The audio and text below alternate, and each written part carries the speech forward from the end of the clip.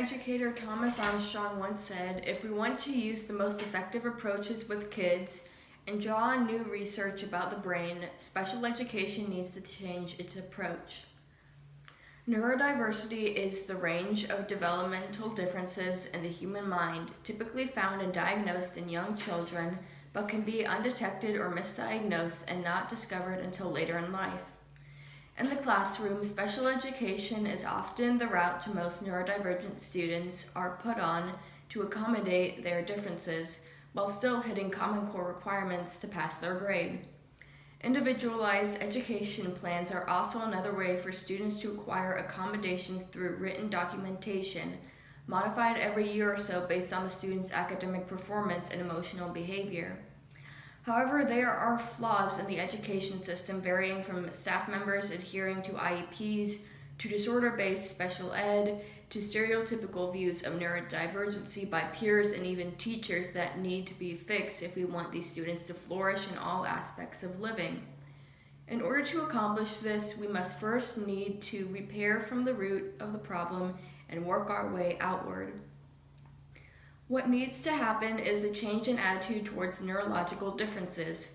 For too long, it's been weighed down by all history emphasizing defect, disorder, and dysfunction, ranging all the way from Henry Goddard's creation of the moron in 1910 to current formulations such as disruptive mood regulation disorder and a proposed variation on an ADHD diagnosis called sluggish cognitive tempo. Armstrong stated. Senior Analysis and Directorate for Education and Skills Today, Tracy Burns, states, in a survey conducted in the United States, 43% of participants believed wrongly that learning disabilities are correlated with IQ. School staff members need to understand the importance of meeting all accommodations asked for in IEPs are for the well-being of the student, and also need to be reminded that if they don't, it's considered illegal.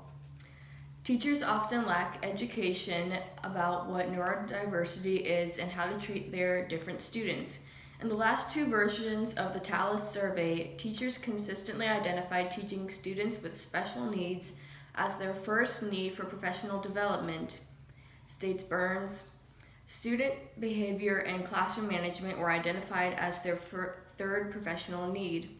When a teacher doesn't know how to react to the autistic student flapping their arms in the middle of class, it's often that neither will their peers, setting up a domino effect that won't turn out pleasant for the student. Silence or ignorance of a subject matter commonly signals that the matter is bad or wrong, which is unfortunately the reason for so many neurodivergents being unfairly judged and ridiculed. Teachers need to discuss neurological differences to all their students, as do parents with their children.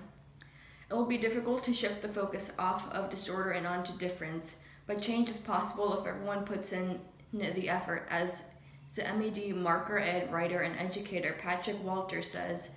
While students with neurological differences face daily challenges, they bring unique qualities of focus, nonlinear thinking, recall, and brainstorming enthusiasm to a marker space or classroom.